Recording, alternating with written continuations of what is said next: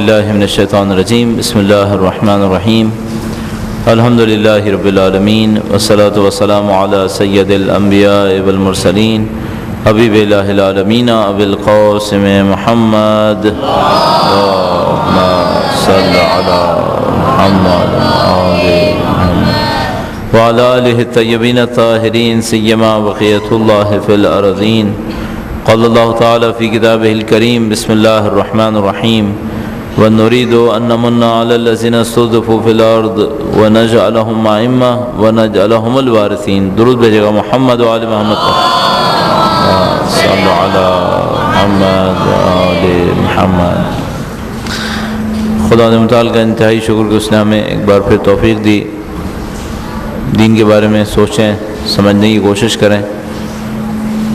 کسی بھی قوم کے لیے بہت مناسب رہتا ہے کہ وہ اپنے ماضی کے اوپر مسلسل نظر ڈالتے رہے، یہ دیکھتے رہے کہ ماضی میں ہمارے ساتھ کیا ہوا، اپنے حال کو پہچانتے رہیں تاکہ اپنے مستقبل کو اپنے کنٹرول میں لے سکیں. ان کو یہ سمجھ میں آئے کہ ہم مستقبل میں کیا کچھ ہو سکتے ہیں، کیا کچھ کر سکتے ہیں.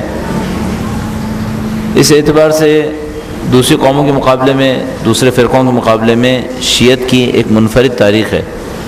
شیعت ظاہر ہے کہ تقریباً ابتدائی سے اقلیت کے اندر زندگی گزارتے آئے، مصیبتوں کے اندر، پریشانیوں میں، مشکلات میں، اور اتنی پریشانیوں اور مشکلات کے ہوتے ہوئے اگر کچھ لوگ نہ ہوتے جنہوں نے غیر معمولی کام انجام دیا ہو تو یہ فکر پنپ نہیں سکتی تھی، فکر چل نہیں سکتی تھی. کچھ نہ کچھ لوگوں کی ضرورت تھی کہ وہ اپنی زندگی میں کچھ ایسا کریں جو معمول سے ہٹ کر ہو، معمول سے بڑھ کر ہو.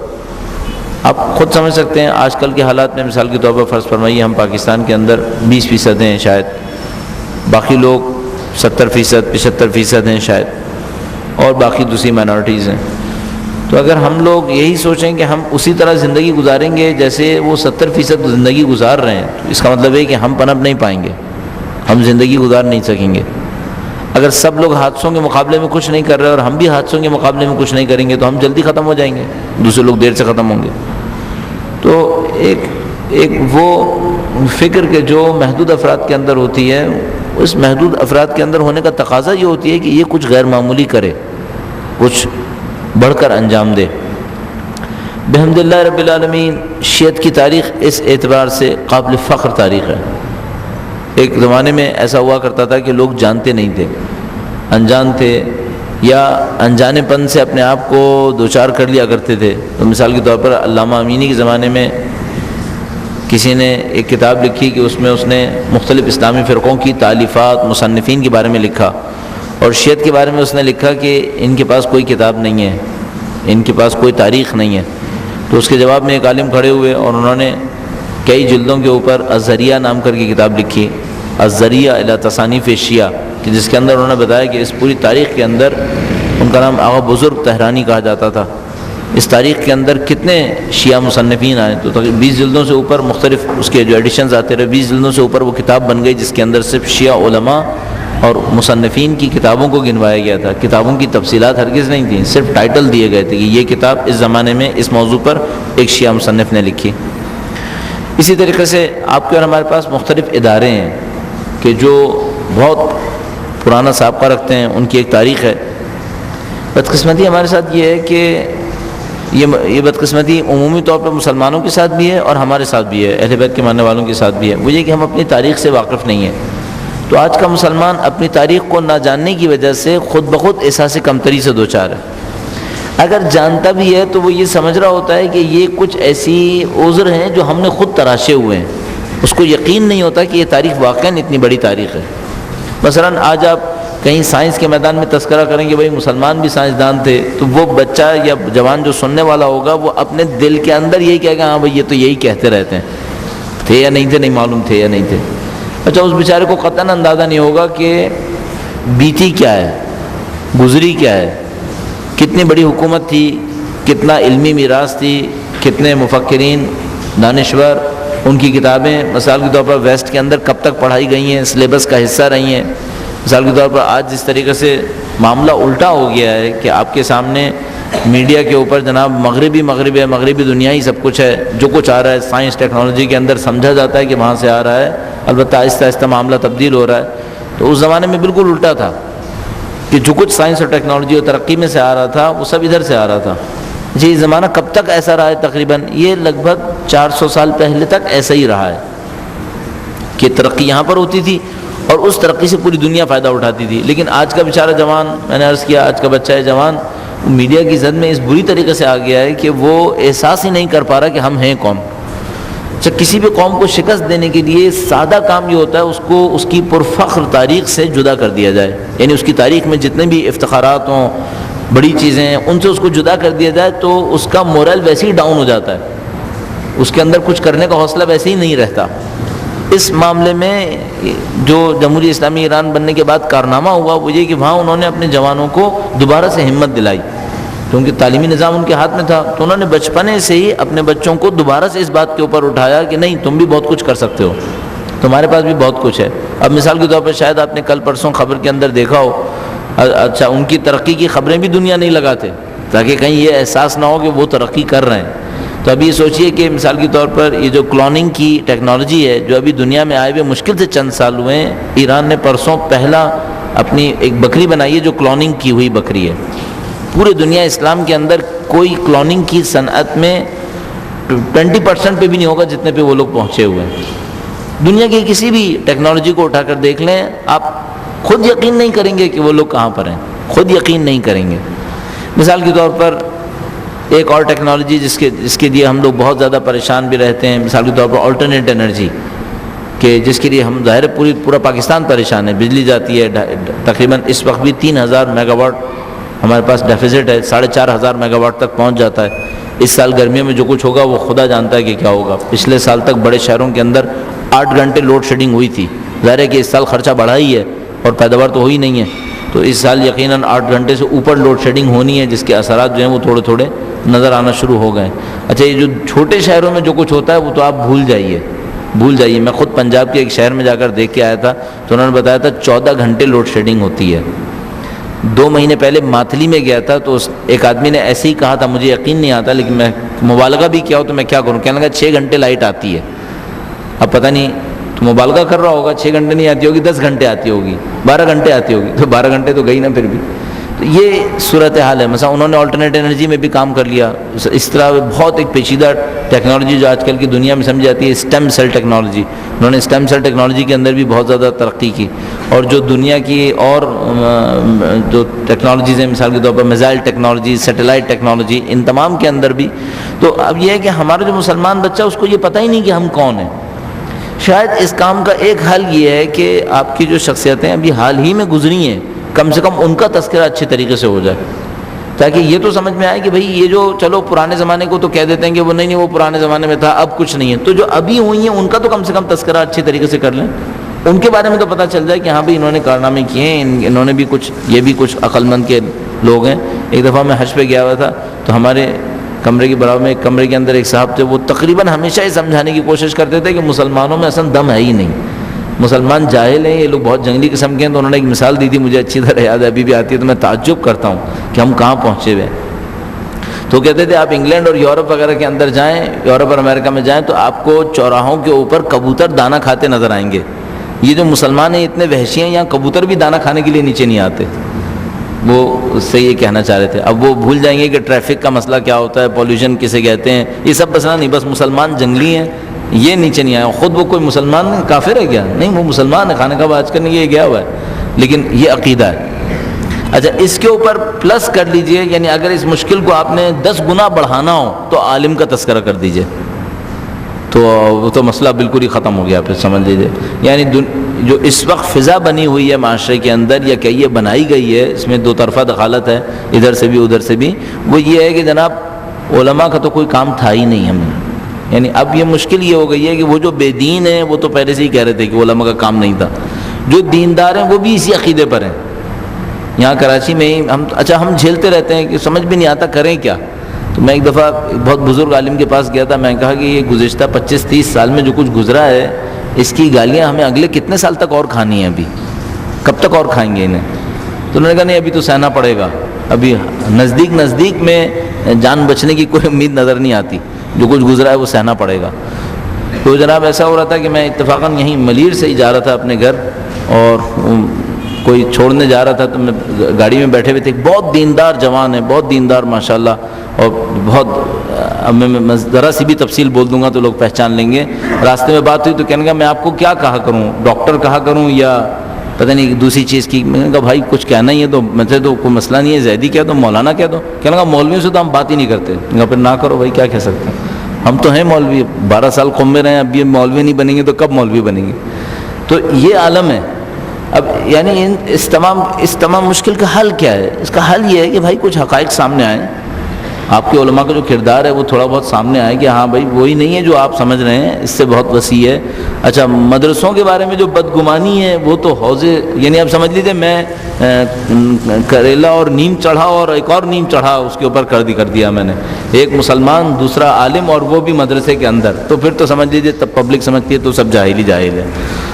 ایسا معمولاً نہیں ہے، ایسا معمولاً نہیں ہے. اپنے ملک کو دیکھ کر بہت ساری چیزوں کے اوپر ہم لوگ قیاس کر رہے ہیں. اپنی صورتحال، اچھا اپنی صورتحال بھی کیوں خراب ہے اس کے اوپر ابھی تبصرہ کر دوں گا شہید صدر پہ آنے سے پہلے. وہاں پر معمولاً صورتحال ایسی نہیں ہے. یعنی اگر آپ وہاں پہ تشریف لے جائیں تو شاید ایک زمانہ ہوگا جب وہاں کی یونیورسٹیز کے لوگوں کو بتایا جاتا تھا حوضہ بالکل ناکارہ ہے. میرے خیال میں اب اتنی کوئی آسان صورتحال نہیں رہے گی. ہم لوگ مثال کے طور پر ہمارے انسٹیٹیوٹ کو چونکہ کلاسز یونیورسٹیز میں ہوتی رہتی تھیں تو ہم لوگ انٹریکشن کرتے رہتے تھے، تو تھوڑے ہی عرصے میں وہ لوگ سمجھ جاتے تھے کہ اتنا آسان نہیں ہے ان لوگوں سے علمی لحاظ سے ٹکرانا، کیونکہ ان کی بیس بہت کم ہوتی تھی، ہم لوگوں کی بیس ٹھیک ٹھاک مضبوط ہوتی تھی فلسفی کی وجہ سے اور لاجک کی وجہ سے. تو یہ صورتحال وہاں نہیں ہے. اچھا یہاں پہ صورتحال کیوں خراب ہے؟ یہاں پہ صورتحال اس لیے خراب ہے کہ ہمارا ان پٹ اتنا خراب ہے. جب ہمارا جو ان پٹ ہوگا ظاہر ہے وہی آپ لیں گے نا باہر. تو جب آپ نے اور میں نے یہ سوچا ہی نہیں کہ کوئی قربانی دے، قربانی کیا دینی ہے؟ مثلا وہ سب لوگ یہ کہیں گے بھائی سسٹم ہوتا تو ہم بچوں کو بھیج دیتے. اچھا اب سسٹم نہیں ہے تو نہیں بھیجیں گے. کب تک نہیں بھیجیں گے؟ کب تک اس بات میں لگے رہیں گے کہ یار اس کو ایسے ہی چلاؤ، جبکہ یہ چلنے والا نہیں ہے. آپ کی زندگی موت کا معاملہ ہے. مثال کے طور پر آپ نے یہاں پر آ کے نماز پڑھنی ہے، آپ نے کہیں مجلس میں جا کے مجلس سننی ہے، آپ نے کہیں مراسم کو انجام دینا ہے. ان تمام کے لیے آپ کو عالم دین چاہیے.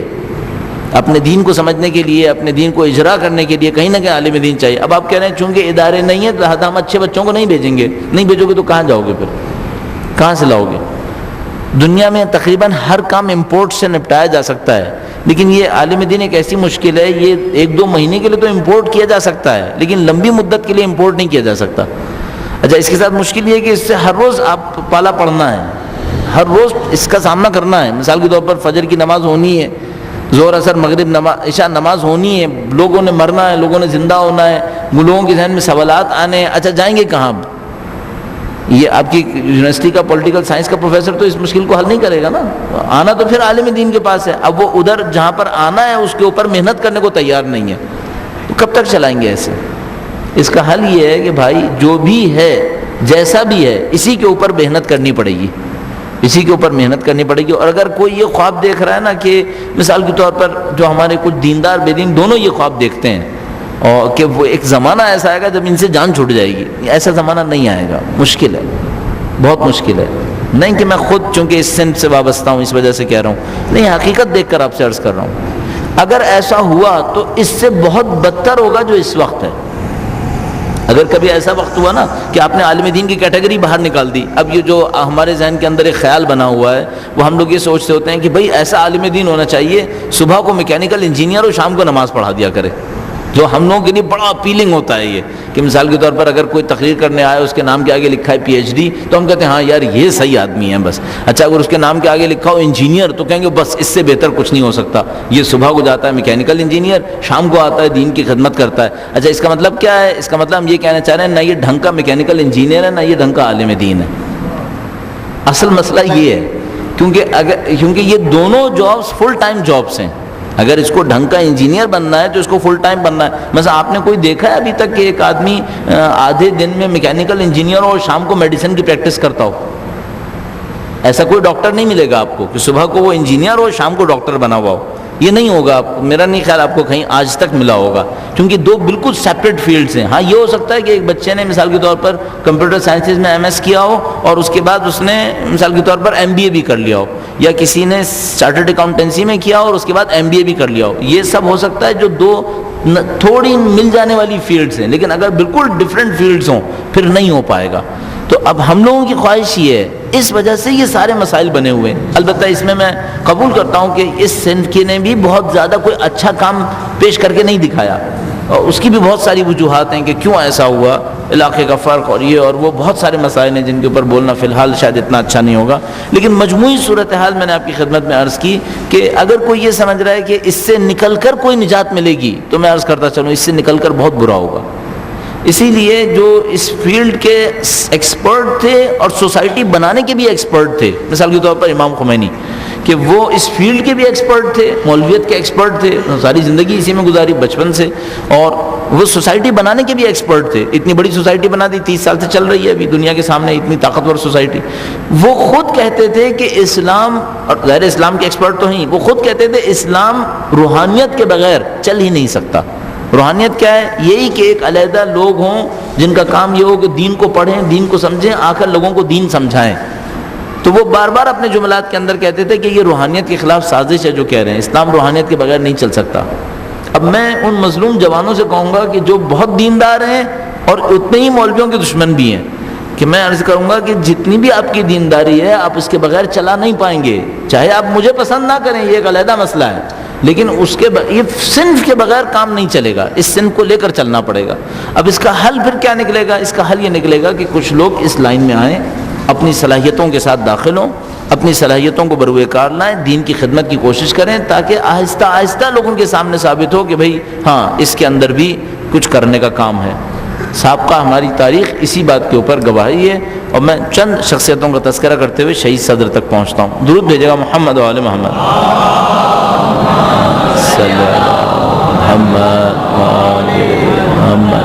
اچھا، یہ جو شہید کا ٹائٹل ہے ظاہر یہ بہت اہمیت کا حامل ہے، لیکن ہمارے ہاں چند افراد کو، چند علماء کو بالاخص شہید کہا جاتا ہے، یعنی ان کے نام کا حصہ بن گیا کہ وہ شہید ہیں. ویسے تو مثال کے طور پر فرض فرمائیے شہید آپ راغب حرب کہیں گے، شہید عباس موسوی کہیں گے، یہ لوگ عالم ہیں، شہید بھی ہوئے، لیکن کچھ لوگ تھے جن کا نام ہی شہید پڑ گیا.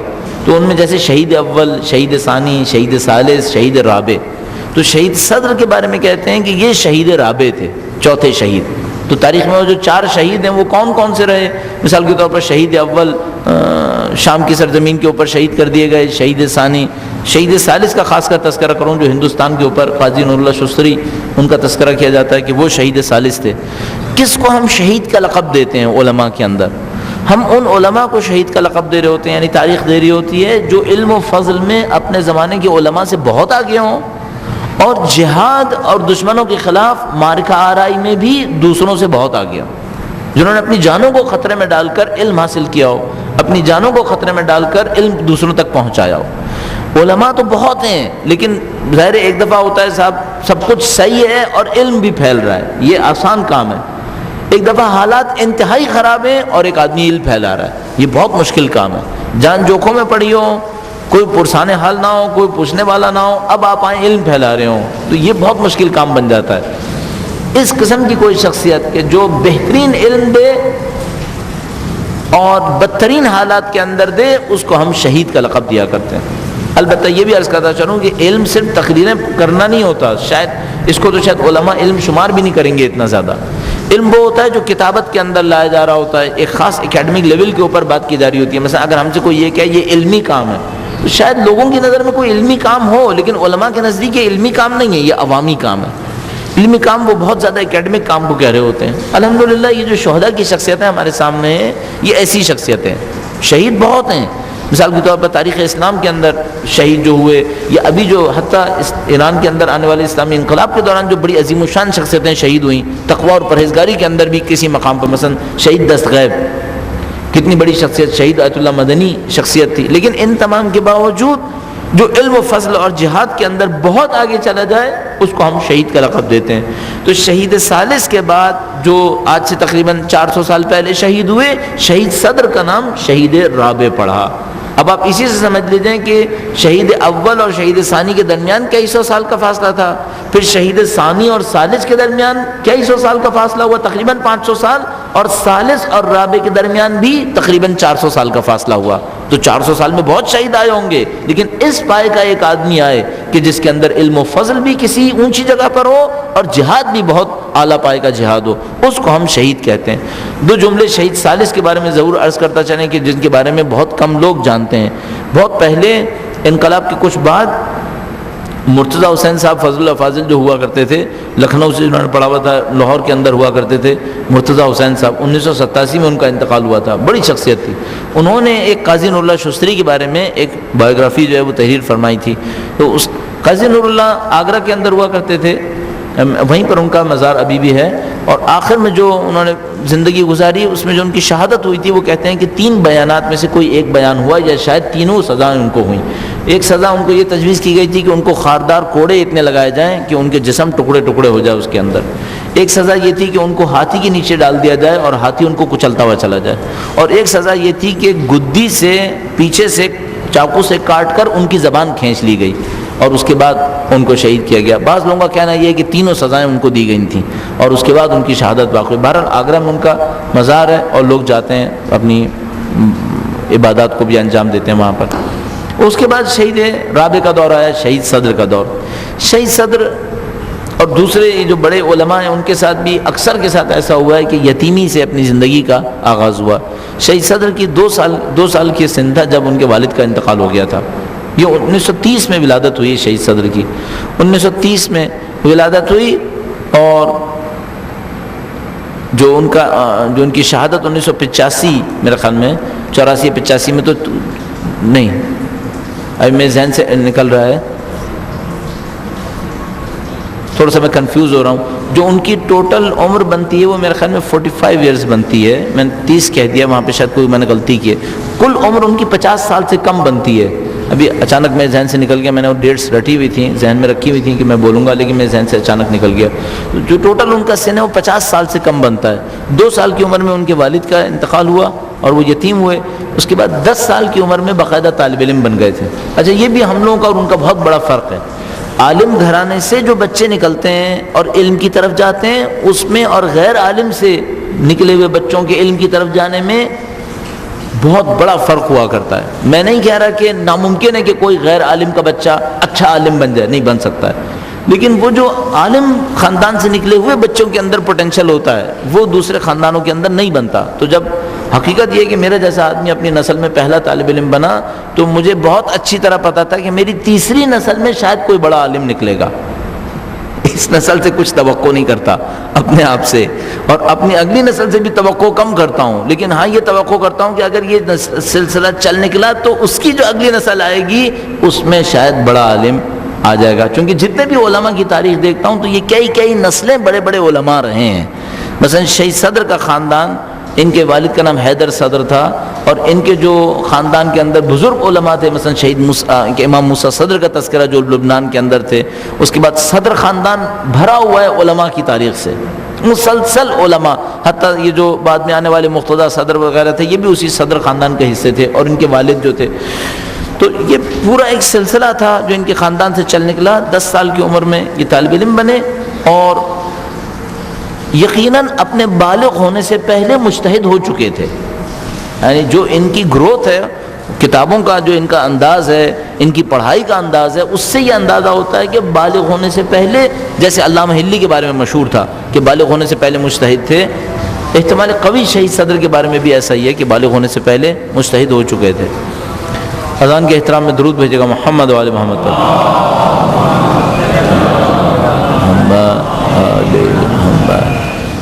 22 سال کی عمر میں یا 24 سال کی عمر میں، 24 سال کی عمر میں میرے ذہن کہتا ہے پہلی کتاب لکھی جو بہت مشہور ہوئی، مثلا فلسفتنا.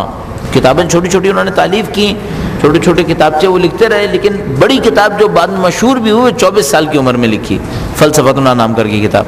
اچھا، 24 سال میں ایسی ایک کتاب لکھنے کا مطلب یہ ہے کہ لکھنے والا کئی سال پہلے مجتہد ہو چکا ہوگا، ورنہ 24 سال کی عمر میں یہ کتاب لکھنا ناممکن ہے.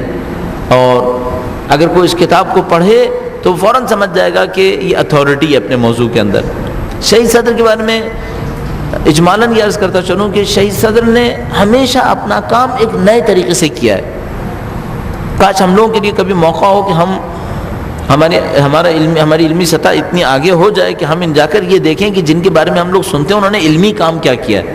بس آپ نے شہید ثالث کا میں نے آپ کے سامنے تذکرہ کیا، لیکن ظاہر ہے آپ کو نہیں معلوم شہید ثالث کا علمی کام کیا ہے. مثلا ان کی کتاب مجالس العلماء، مجالس المومنین، اس کے اندر کیا ہے، یا مثال کے طور پر ان کی جو دوسری کتابیں ہیں اس کے اندر وہ کیا لکھ رہے ہیں. تو یہ وہ مشکل ہے ہم لوگوں کے ساتھ کہ ہم ان کے علمی کام سے آگاہ نہیں ہیں. تو کبھی موقع ملے آپ فلسفہ تنا کر دیکھیں، تب اندازہ ہوگا کہ ہاں ان کا علمی کام ہم کسے کہتے ہیں. 24 سال کی عمر میں اب فلسفے کے موضوع میں آتے ہیں اور ایک نئے طریقے سے اسلام کا دفاع کرنا شروع کرتے ہیں، تاکہ کم سے کم آشنا ہو جائیں کہ یہ موضوع کیا موضوع تھا جس کو انہوں نے چھیڑا. گرچہ اس کی اہمیت ہمارے سامنے واضح نہیں ہو پائے گی اتنی جلدی میں، لیکن کم سے کم موضوع کا تعارف کروانے کے لیے تھوڑا سا میں اس موضوع کے بارے میں عرض کر دوں گا. درود بھیجے گا محمد و آل محمد پر.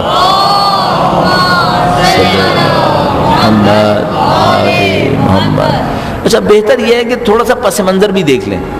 جو بھی کام انجام پاتا ہے وہ کسی پس منظر میں انجام پاتا ہے. شہید صدر جس عراق میں رہ رہے تھے، انحراف کے اعتبار سے بدترین ممالک میں سے ایک ملک تھا. عراق کے اندر حکومت تھی باس پارٹی کی. باس پارٹی کمیونسٹ سوشلسٹ پارٹی تھی اور انتہائی ظالم و جابر کمیونسٹ پارٹی تھی.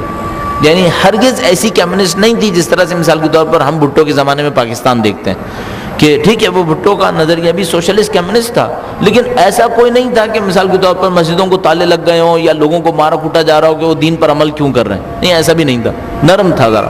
صدام یا باس پارٹی ایسی نہیں ہے. یہ لوگ سوشل کمیونسٹ ہیں اور مکمل سوشل کمیونسٹ ہیں، پھر اس کے بعد دین کے نام پر کوئی چیز برداشت نہیں کریں گے. اس ٹائپ کے لوگ ہیں. اچھا، انہوں نے بہت کوشش کی عرب ذہنوں کو گمراہ کرنے کی، انتہائی کوشش کی. تو انہوں نے جو کمیونزم کے اوپر جدید ترین کام ہوتا تھا وہ لے کر عرب معاشرے کے اندر عربی میں ترجمہ کر کے دے دیا کرتے تھے. ہم لوگ جب ان کی کتابوں کو پڑھتے تھے تو دیکھتے تھے ایسی کتابوں کے ریفرنسز عربی میں ہیں جن کا انگلش میں بھی ترجمہ نہیں ہوا ہے. یعنی رشین لینگویج میں لکھے گئے اور اس کے بعد انگلش میں ہونے سے پہلے عربی میں ترجمہ ہو گیا، اور شہید صدر نے مثال کے طور پر ان کتابوں کو استعمال کیا. تو بہت سخت دور تھا عراق کے اندر. اس زمانے میں جب علماء معمولاً اپنی عافیت اس میں دیکھتے تھے کہ بھائی اپنا دین پڑھاؤ، جتنے بھی بچے مل گئے مدرسے کے اندر اتنے کافی ہیں. شہید صدر معاشرے کے اندر کام کرنے کی کوشش کر رہے تھے. جب وہ معاشرے کے اندر کام کرنے گئے تو انہوں نے دیکھا کہ بچے گمراہ ہو رہے ہیں. سوشلزم کمیونزم کے ذریعے سے وہ سب کے سب اپنی فکر سے منحرف ہوئے جا رہے ہیں. پھر انہوں نے جا کر دیکھا کہ علمی سطح پر اصلی مشکل کہاں بن رہی ہے. علمی سطح پر، علم کی سطح پر آئے تو اصلی مشکل یہ تھی. اب یہاں سے فلسفے کا ایک موضوع شروع ہوتا ہے. وہ یہ ہے کہ جو کچھ میں اور آپ دیکھ رہے ہیں کیا اعتبار ہے کہ یہ صحیح ہے. چھوٹی سی بات لے لیتے ہیں، مثلا آپ جناب یہ کہہ رہے ہیں کہ یہاں پر اتنے 100 آدمی بیٹھے ہوئے ہیں، کیا اعتبار ہے کہ اتنے 100 آدمی بیٹھے ہوئے ہیں؟ آپ کہیں گے بھائی دیکھ رہے ہیں. تو دیکھنے میں تو ہم بہت دفعہ چیزوں کو دیکھتے ہیں جو نہیں ہوتی. ہم صحراؤں کے اندر سراب دیکھتے ہیں لیکن نہیں ہوتے. تو کیا اعتبار کہ جو ہم دیکھ رہے ہیں وہ صحیح ہے؟ یہاں سے یہ گفتگو، چھوٹی سی گفتگو آگے تک بڑھتی ہے. بس آپ کہتے ہیں ہم دلیل سے ثابت کریں گے کہ خدا ہے. سامنے والا کہ تمہارے دلیل سے ثابت کرنا تمہارے لیے کافی ہے، میرے لیے کافی نہیں ہے. تم ثابت کر رہے ہو خدا ہے، میں کہہ رہا ہوں نہیں ہے. کیا اعتبار ہے کہ انسان کا ذہن جو کچھ سوچتا ہے یہ حقیقت ہے یا غلط ہے؟ یہ ایک بہت بڑا موضوع ہے فلسفے کے اندر. تو کمیونسٹ اس طریقے سے مشہور کرتے تھے کہ انسان کے ذہن اور اس کے علم کا کوئی اعتبار نہیں ہے. اچھا، وہ جانتے تھے کہ اگر علم کا اعتبار نہ ہو تو پھر خدا بھی ثابت نہیں ہوگا، پھر قرآن، نبی، یہ سب کچھ کوئی چیز ثابت نہیں ہوگی. تو انہوں نے حملہ انڈائریکٹلی کیا اور معاشرے کے اندر اس فکر کو رائج کر دیا. شہید صدر نے پہلی کتاب اسی موضوع پر لکھی. فلسفے میں ہم اس موضوع کو علم معرفت کہتے ہیں، فارسی میں شناخت شناسی کہتے ہیں، اور مثال کے طور پر اگر کوئی اس فیلڈ کا ہو تو ایپسٹیمولوجی اس کو انگلش میں کہتے ہیں، کہ جو ہم علم حاصل کر رہے ہیں اس علم کا اعتبار کیا ہے.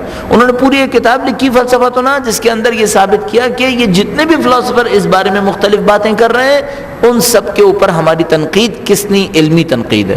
اگر کوئی اس کتاب کو اس زمانے میں پڑھتا تھا تو چونک جاتا تھا کہ یہ سب کچھ مسلمان کہتے تھے لیکن کوئی ماننے والا نہیں تھا. اچھا، مغربی ممالک ہم سے کتنے بے خبر ہیں، ہم سے کتنے واقعاً لا علمی سے دو چار ہیں. وہ اس طریقے سے دیکھیے کہ مغربی ممالک کے اندر 400 سال پہلے ایک بہت بڑا فلاسفر آیا، اس نے اپنا فلسفہ دیا. پوری مغربی دنیا اس کے مقابلے میں ڈھیر ہو گئی اور اس نے جناب اپنے فلسفے کی بنیاد ایک جملے کے اوپر رکھی اور اس نے کہا کہ یہ دیکھیے جناب میرا فلسفہ اس جملے کی بنیاد کے اوپر ہے. اور وہ جملہ یہ تھا کہ چونکہ میں سوچ رہا ہوں تو ثابت ہوا کہ میں ہوں. کیونکہ ایک بہت بڑا کوشچن فلسفے میں یہ بھی ہوتا ہے کہ آپ یہ کیسے ثابت کریں گے کہ آپ جو کچھ سوچ رہے ہیں یہ آپ ہی سوچ رہے ہیں. ایسا تو نہیں کہ آپ کے دماغ میں کوئی مثال کے طور پر طاقت ہے جو ڈالے چلی جا رہی ہے. اب یہ آپ کی نظر میں یہ بہت بچکانا سوال ہوگا، لیکن اگر آپ اس سوال کی حقیقت کو اس طرح سوچیں کہ مثلا فرض فرمائیے آج کل ہمارے پاس ایسی چیزیں آ رہی ہیں جس میں آپ انسان کو ایک خاص خواب دکھا سکتے ہیں. مثلا فرض کیجئے ایک آدمی کو کوما میں ڈال دیا گیا 2-3 مہینے اس کو خواب دکھائے گئے، وہ خواب دکھائے گئے جس کے اندر یہ ثابت ہو گیا کہ 2 مہینے بعد قیامت آنے والی ہے. اچھا یہ 2 مہینے بعد 3 مہینے بعد کوما سے اٹھے گا تو اس کا دماغ کیا بول رہا ہوگا؟ قیامت آنے والی ہے. اب اس سے کوئی پوچھے کہ نہیں بھائی نہیں آنے والی، تو کہے گا نہیں آنے والی ہے. اندر سے اس کو یقین ہوگا کہ ایسا ہی ہے، اس کو کسی نے سکھایا ہے. اب کیسے ثابت کرے کہ جو میں نے سیکھا ہے وہ کسی نے سکھایا یا میں نے خود سیکھا ہے؟ کوئی راستہ نہیں اس بیچارے کے پاس، یہ پھنس جائے گا. یہاں پر فلسفے کی گفتگو شروع ہوتی ہے کہ جو انسان سے کچھ سوچتا ہے اس کا اعتبار کیا ہے. میں نے عرض کیا شہید صدر نے اس کے اوپر محنت کی، پوری دنیا کے فلاسفرز کو لے کے چلے. وہ جو مغربی فلسفہ لکھنے والا تھا وہ کہتا تھا میں ایک جملہ بولتا ہوں اس کے ذریعے ثابت کروں گا، میں سوچتا ہوں اس کا مطلب ہے میں ہوں. بہت تعریف ہوئی، تمجید ہوئی اس کی مغربی دنیا میں، اس کو سر کے اوپر بٹھا لیا، یہ ساری باتیں ہوئیں. وہ جو یہ جملہ جس کی بنیاد پر اس نے پورا فلسفہ بنایا، ایک نیا فلسفہ شروع کر دیا، سب کچھ ہوا. ابو علی سینا اس سے 700 سال پہلے اس جملے کو ریجیکٹ کر چکے تھے. ابو علی سینا نے 700 سال پہلے بالکل یہی جملہ اپنی کتاب میں لکھا کہ اگر کوئی اس جملے کی بنیاد پر فلسفہ بنائے اس میں یہ خرابی ہیں، یہ جملہ ریجیکٹڈ ہے.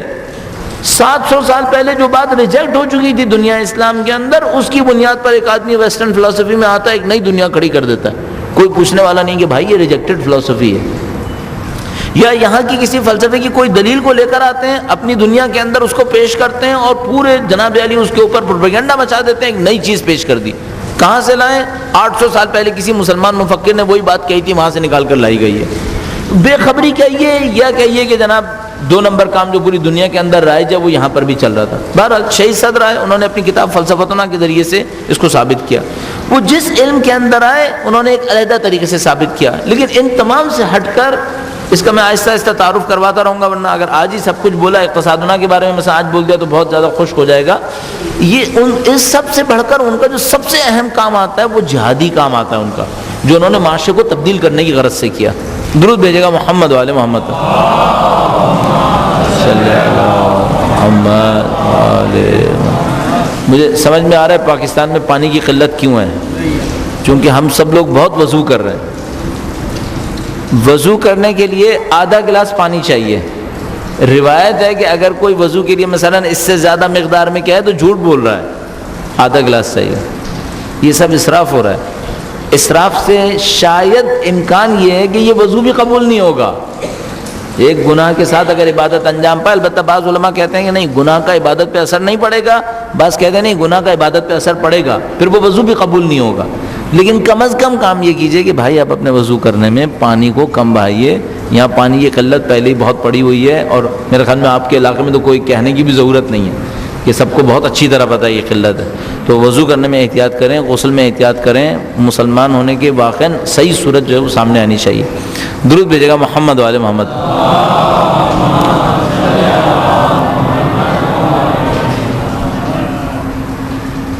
شہید صدر کا جو اصلی کام مجھے سمجھ میں آتا ہے، علمی کام ان کا غیر معمولی علمی کام تمام علوم کے اندر، جس میں انشاءاللہ اگلے ہفتے جب بات ہوگی تو اقتصادنا پہ عرض کریں گے کہ ایسا اقتصادنا کے سلسلے میں انہوں نے کام کیا کیا. اصلی کام ان کا جو سمجھ میں آتا ہے وہ تنہا کسی میدان میں کھڑے ہو کر دشمن کا مقابلہ کرنا ہے. دنیا کے سخت ترین کاموں میں سے ایک کام تنہا کھڑے ہو کر مخالفت کرنا ہے. یہ بہت مشکل کام ہے. یعنی پتہ نہیں آپ اس بات کو احساس کرتے ہیں یا نہیں کرتے. مثلا کبھی آپ اپنے خاندان میں کوئی بات کہہ رہے ہوں، سب مخالف ہو جائیں اور آپ کو یقین ہو کہ آپ حق کہہ رہے ہیں. اب ڈٹے رہنا بہت مصیبت ہے. یہ انبیاء کے اندر طاقت ہوتی تھی. یہ مثلا جب ہم پڑھتے ہیں نا قرآن کریم کے اندر کہ حضرت ابراہیم گئے، انہوں نے بتوں کو توڑ دیا، پورا معاشرہ جمع ہو گیا، اور کس نے کیا یہ کام؟ اور وہ اس جوان تھا، اس کا نام ابراہیم کہتے ہیں، اس کو لے کر آؤ، سب کے سامنے لے کر آئے. اب اکیلے حضرت ابراہیم کھڑے، پوری سوسائٹی کیوں توڑا تم نے؟ اور وہ کہہ رہے ہیں میں نے خدا کے لیے کیا. یہ ہم لوگ کہانی میں پڑھ لیتے ہیں، لگتا ہے بہت آسان ہے. آسان نہیں ہے. یہ ہاتھی سے بڑا جگر چاہیے اس کام کو کرنے کے لیے کہ آپ 4 آدمی کے سامنے کھڑے ہو کر کہیں کہ آپ جو کر رہے ہیں وہ صحیح کر رہے ہیں، جبکہ خطرات بھی اتنے زیادہ ہوں، مصیبتیں بھی اتنی زیادہ ہوں. تو اب مثال کے طور پر ہمارے یہاں ہی دیکھ لیجیے نا، مثال کے طور پر ابھی فرض کیجئے آپ اور میں اس وقت ہوں ڈیرہ اسماعیل خان کے اندر، اور وہاں کر کھڑے ہو کر اپنے تشیع کا اعلان کریں، تو اس وقت ڈیرہ اسماعیل خان کے اندر کہتے ہیں عالم یہ ہو گیا ہے، جب یہ اسلام آباد میں تھا تو دوست احباب بتا رہے تھے، کہنے لگے کہ اصل مرد سودا لینے باہر نہیں نکل پا رہے ہیں، عورتیں سودا لینے جاتی ہیں اب، کیونکہ معلوم ہے جائیں گے واپس آئیں، معلوم نہیں ہے کہ واپس آ پائیں گے نہیں پائیں گے، دن کی روشنی میں تو نکل ہی نہیں پا رہے ہیں، رات کو تو اپنے اپنے علاقوں کے اندر گشت کر رہے ہوتے ہیں۔ اب وہاں پر کوئی کھڑے ہو کر اعلان کرے، البتہ میں نہیں کہہ رہا کہ کوئی بیوقوفی میں اعلان کرے، نہیں، وہ جہاں پہ واقعا اعلان کرنے کی کوئی جگہ ہو وہاں پہ اعلان کرے، یا مثال کے طور پر میرے اور آپ کی آنکھوں کے سامنے کوئی گناہ انجام پا رہا ہے، اب ہم کھڑے ہو کر کہیں گے ہاں بھائی یہ گناہ ہو رہا ہے، طاقت چاہیے اس کے لیے، واقعا ضرورت چاہیے۔ اور مثلا میں واقعا تعریف کروں گا، ابھی زندوں کی بھی تعریف کر لینی چاہیے مجھے، کہ مثلا اگر شہنشاہ نقوی صاحب نے ایک جلسے کے اندر کھڑے ہو کر حق بات کہی ہے، بہت ضرورت چاہیے۔ کچھ وقت پہلے جو انہوں نے ایک جلسے کے اندر بات کہی، واقعا طاقت چاہیے کہ اس طرح کھڑے ہو کر کوئی حق بات کہہ دے، واقعا انہوں نے بہت جرأت دکھائی ہے۔ ان کی صحت و سلامتی کے لیے مزید توفیقات کے لیے درود بھیجیں محمد و آل محمد صلی آل محمد۔ نہیں بھی کہنے کی ضرورت نہیں، کیا ہوا ہے خود آپ کو پتہ چل جائے گا، پوچھے گا شہنشاہ نقوی صاحب۔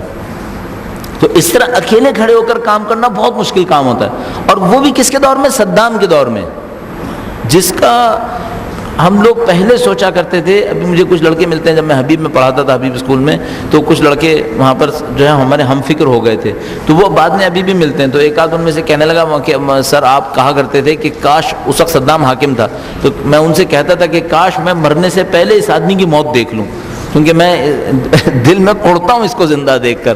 تو کہنے لگا اب تو آپ خوش ہیں، آپ نے مرنے سے پہلے دیکھ لیا۔ تو میں نے اس کو کہا دیکھو مرنے سے پہلے دیکھ تو لیا، لیکن جو ظلم اس نے کیے تھے وہ ابھی بھی کشف نہیں ہوئے، وہ ابھی بھی بیان نہیں ہوئے۔ جو ظلم اس نے جیلوں کے اندر کیے تھے، زندانوں کے اندر کیے تھے، وہ اس سے کہیں زیادہ ہیں جو اب تک سامنے آیا ہے، وہ بہت خطرناک ہے۔ اچھا وہ چیزیں ایسے انسان بول بھی نہیں سکتا، کیونکہ مجھے معلوم ہے اگر میں وہ چیزیں آپ کے سامنے ذکر کروں، مردوں عورتوں کے ساتھ کیا کچھ ہوتا تھا، آپ ڈپریس ہو جائیں گے، شاید ڈی مورلائز ہو جائیں گے، یعنی آپ کا مورائل گرنا شروع ہو جائے گا، ڈپریس ہو جائیں گے۔ ہم لوگ جب سنا کرتے تھے تو ہم لوگ کئی راتوں تک سو نہیں پاتے تھے۔ اچھا ہم لوگ سنتے کہاں سے تھے؟ مثلا ہم ایران میں رہ رہے ہوتے تھے، تو عراق سے انہی جیلوں میں 8 سال 10 سال رہ کر نکلنے والے بھاگ کے آتے تھے کبھی کبھی، تو وہ آ کر سناتے تھے، مثلا اپنے جسم کے اعضاء دکھاتے تھے، دیکھو یہ ہمارے ساتھ یہ سب کچھ ہوا ہے۔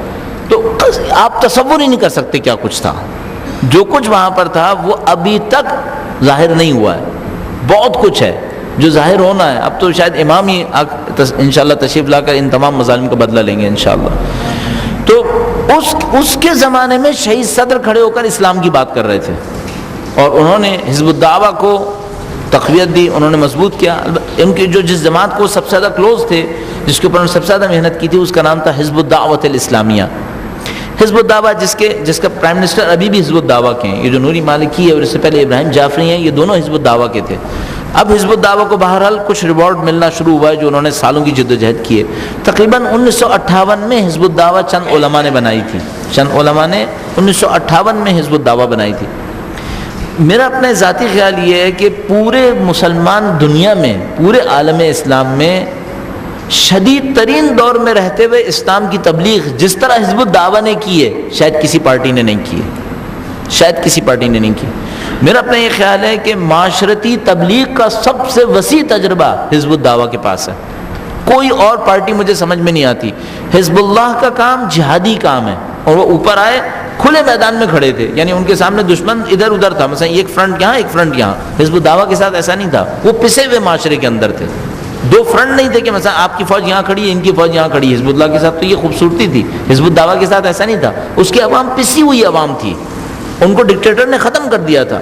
اب وہ اتنے کچلے ہوئے معاشرے کے اندر آہستہ آہستہ سر اٹھاتے ہوئے، آج مثال کے طور پر وزیر اعظم ہے ان کی پارٹی کا آدمی، کیسے انہوں نے اس کام کو کیا؟ بالکل پسے ہوئے معاشرے کے اندر، ایک ایسے معاشرے کے اندر جس کا رویہ تھا ہی نہیں، جس کا مورائل ختم ہو چکا تھا۔ یعنی اگر حزب الدعوہ کو کام شروع کرنے کے لیے مثال کے طور پر میں کہہ رہا ہوں پاکستان جیسی سوسائٹی ملتی تو بہت آگے تھے۔ پھر وہ جو جس عراق سے انہوں نے کام کو شروع کیا، وہ اس پاکستان سے بہت پیچھے تھا، لیکن عجیب طریقے سے کام کیا۔ اچھا سیکریسی بھی اتنی چاہیے تھی، یعنی 1970 میں یہ عالم تھا کہ حزب الدعوہ کے اوپر پابندی لگ گئی تھی، حزب الدعوہ جب شہید صدر نے تھوڑا بہت کام کرنا شروع کیا، اس کے بعد حزب الدعوہ کے اوپر پابندیاں لگنا شروع ہو گئیں۔ 1980 تک آتے آتے یہ حکم تھا کہ اگر پمفلٹ، حزب الدعوہ کا پمفلٹ کسی کے پاس سے نکلے تو اس کی سزا موت ہے۔ پمفلٹ اور بروشر، اگر حزب الدعوہ کا بروشر کسی کے پاس سے نکل آتا تھا تو سزا موت تھی، اس کی سزا موت تھی۔ تو ہم لوگ جب ایران میں تھے تو حزب الدعوہ کے لوگوں سے بھی جان پہچان ہوتی، تو میں ان سے ایک دفعہ پوچھا بھائی تم لوگ کرتے کیا تھے؟ اچھا، جاسوسی کا یہ عالم تھا کہ ایک گھر کے اندر رہنے والے 2-3 بھائیوں میں ایک جاسوس تھا، تو آپ بھائی سے بھی نہیں کہہ سکتے تھے کہ مثلا میں کیا کر رہا ہوں، کوئی کچھ نہیں کر سکتا تھا، جاسوسی اتنی زیادہ گھسی ہوئی تھی۔ اور ہمارے بھی معاشروں کے اندر حکومت نے بہت کام کیا ہے، ایک ایک گھرانے کے اندر اپنا آدمی پہنچایا ہوا ہے، تو باہر وہاں تو صورتحال ہی کچھ اور تھی۔ تو ان سے میں نے پوچھا مثلا تم لوگ کرتے کیا تھے؟ کہنے لگے بھائی ہم لوگوں کے ساتھ یہ عالم ہوتا تھا کہ اگر کسی کے پاس بروشر بھی ہوتا تھا نا تو سمجھ میں نہیں آتا تھا اس کو رکھیں کہاں پر۔ مثلا اگر گھر میں الماری میں رکھ رہے ہیں تو پتہ نہیں بھائی بہن نے کہیں نکال لیا اور حکومت کو دے دیا تو کیا ہوگا، اگر کپڑوں میں رکھے ہیں تو کہیں چیکنگ ہو گئی روڈ کے اوپر چلتے چلتے پھر کیا ہوگا۔ تو کہنے لگا کہ معمولاً ہم لوگ درختوں کے تنوں میں رکھا کرتے تھے، اور اس کو وہاں پر جانے سے پہلے اچھی طرح سائڈ وائڈ میں دیکھتے تھے کہ بھائی ایسا تو نہیں کسی نے وہ تنے کو پہلے ہی پوائنٹ آؤٹ کر لیا اور میں پہنچوں تو میں پکڑا جاؤں۔ یعنی اس عالم میں ہم لوگ کام کیا کرتے تھے۔ اور پھر وہ بیچارے کہتے تھے اب ہم یہاں پر دیکھتے ہیں کہ یہاں کتابیں چھپ رہی ہیں اور لوگ پڑھنے والے نہیں ہیں۔ کہنے ہمارے زمانے میں مصیبت یہ تھی کہ جو بروشر ہم لوگ لکھتے تھے وہ سارے ہاتھ سے لکھ کر تقسیم کرتے تھے، چھاپنے کے لیے تو کوئی گنجائش ہی نہیں تھی، اور وہ ہاتھ سے لکھے ہوئے لوگ بیچارے اپنی جانوں کو خطرے میں ڈال کے ہاتھ سے لکھا کرتے تھے۔ پھر ہاتھ سے لکھنے میں مصیبت یہ تھی کہ گورنمنٹ ہینڈ رائٹنگ سے پہچان لیا کرتی تھی کہ لکھنے والا کون ہے، تو جو بھی لکھ رہا ہوتا تھا اس کو پتا ہوتا تھا کہ بھائی 2 سال کے اندر میری باری آئی جانی ہے، کیونکہ جب میں ہاتھ سے لکھوں گا تو میری ہینڈ رائٹنگ کہیں نہ کہیں پکڑی جائے گی، کتنا ہی وہ ٹیڑھا میڑھا کرے کہیں نہ کہیں تو سمجھ میں آ جائے گا۔